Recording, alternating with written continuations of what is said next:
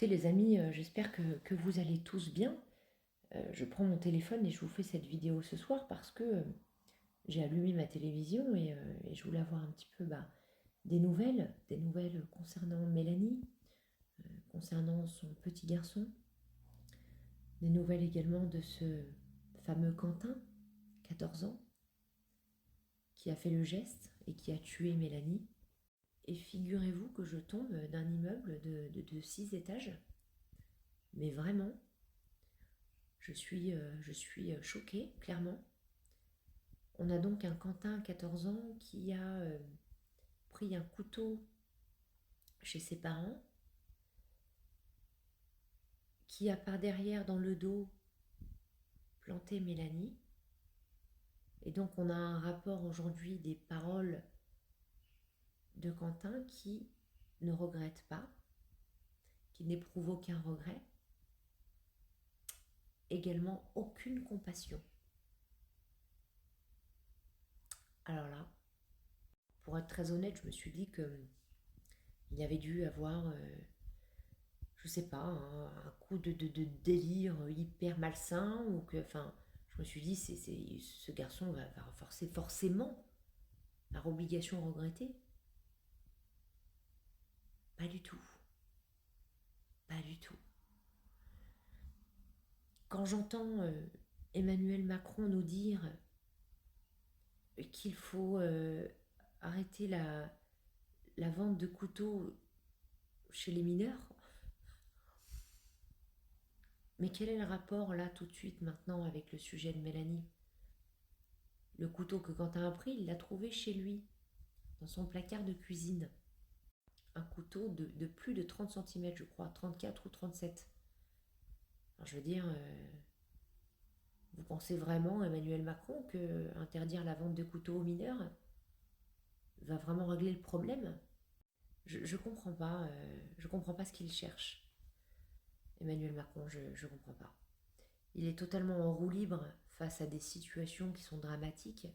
On a pu le voir hier nous raconter la vie des océans. Alors attention, je ne dis pas qu'il faut négliger le problème, mais je pense qu'il y a des priorités dans la vie. À moins que je me trompe, mais je crois pas. Je crois pas. Cette diffusion hier sur France 2, bien évidemment, a fait un score pitoyable. On n'en attendait pas mieux de toute façon. J'espère bien que les gens ne l'ont pas regardé.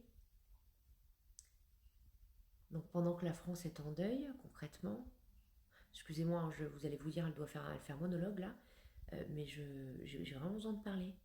Je suis choquée. Euh, Pendant que la France est en deuil, on a un Emmanuel Macron qui nous parle des océans, qui nous explique que le problème ne se reproduira plus si la vente de couteaux sur les mineurs est interdite. Moi, ce qui m'inquiète, c'est que quand je vois tout ça, je me dis que rien ni personne ne nous protège dans ce pays. Absolument rien ni personne. Moi, je m'inquiète, hein, je vous le dis. Je m'inquiète, hein, je me dis qu'on est quand même dans un pays. Si demain on croise un malade qui nous ôte la vie, qui nous blesse, qui nous fait du mal, qui nous agresse, eh bien cette personne-là est que très peu punie. Qu'est-ce qu'on doit entendre comme message? Pour moi, ça, c'est des invitations à recommencer. C'est des invitations à la barbarie, clairement. Ce jeune-là, de 14 ans, là, j'arrive même plus à dire que c'est un jeune ou un jeune garçon. Pour moi, là, aujourd'hui, on est arrivé à un stade où j'emploierais plutôt le mot monstre, du coup, au vu de la compassion qu'il a et des regrets. Ce monstre-là de 14 ans, là, qu'est-ce qu'il va devenir, lui? 14 ans. Hmm. Je pense toujours, hein, qu'il est vraiment nécessaire aujourd'hui de prendre des dispositifs, mais immédiats, instantanés, efficaces, durs, sévères, clairement, et qu'il faut également remettre absolument euh, le service militaire chez les jeunes, très tôt, très très tôt, vraiment. pour leur apprendre et leur inculquer des valeurs, le respect, et puis l'ordre. Et puis l'ordre surtout, enfin je veux dire,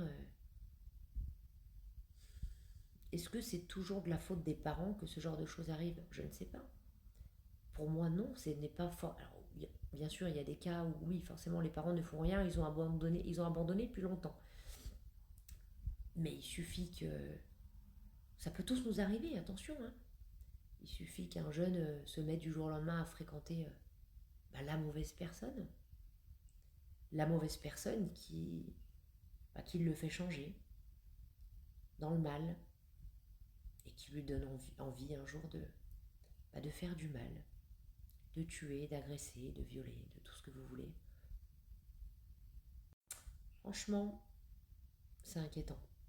Moi, j'ai un petit garçon qui va avoir 6 ans là. Euh, je, j'ai peur. Ah, je vous le dis, j'ai peur. J'ai clairement peur.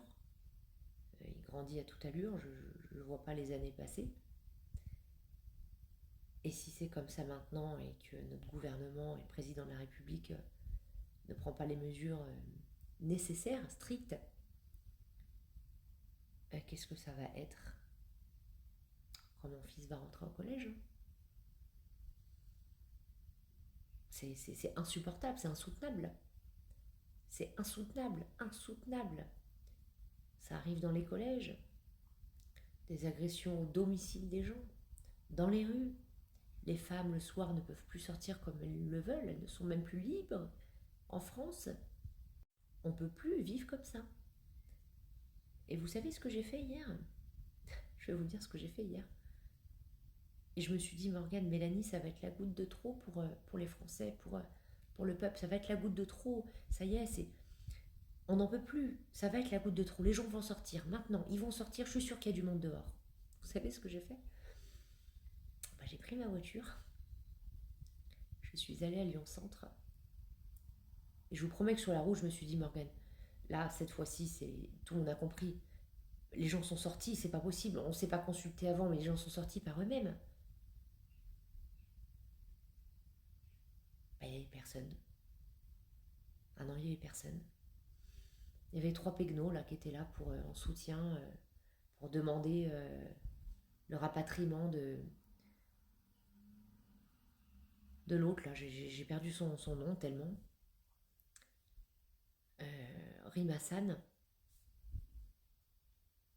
Mais personne pour Mélanie, quoi. Je... Du coup, je suis rentrée chez moi, évidemment. Ah, j'étais sonnée sur la route, hein, je vous le dis. Hein. Ah, j'étais sonnée. Je me suis dit, mais là, dans Lyon et les alentours, vraiment, il y a que moi qui ai pensé et qui me suis dit, Morgane, là, c'est plus possible. Là, on sort tous et on se fait entendre, quoi. Alors, je dis pas qu'il fallait tout fracasser, hein, loin de là. Hein, non, pas du tout. Je suis pas du tout dans cette optique-là. Mais si on avait été des milliers, milliers, milliers, voire millions, hein, faut voir les choses comme elles méritent d'être vues. Tous assis par terre. Ouais. Dans le calme. Mais tous là. Eh bien, on aurait parlé de nous. Le gouvernement, Emmanuel Macron, aurait pu voir de ses yeux que nous sommes fatigués, que nous ne voulons plus vivre cette insécurité en France. Eh ben non. Visiblement, Mélanie n'était pas la goutte de trop. En tout cas, pas pour ceux qui n'étaient pas là. Voilà. On crie sur nos réseaux, on fait plein de trucs, c'est super, c'est génial, bravo. Il faut continuer à le faire. Mais je pense qu'à un moment donné, faut se bouger, quoi. Enfin, je pense qu'on a fait le tour. On m'a fait bien du bien de vous parler. J'en avais besoin. Ce Quentin, je pense qu'on ne peut plus rien faire pour lui. Hein. C'est peine perdue. Voilà, clairement. Je pense à ce petit garçon qui doit chercher sa maman. Ça me fend le cœur. Ça me fend le cœur. Je vous embrasse fort. Prenez soin de vous. Et puis restons soudés, solidaires face à tout ce qui se passe.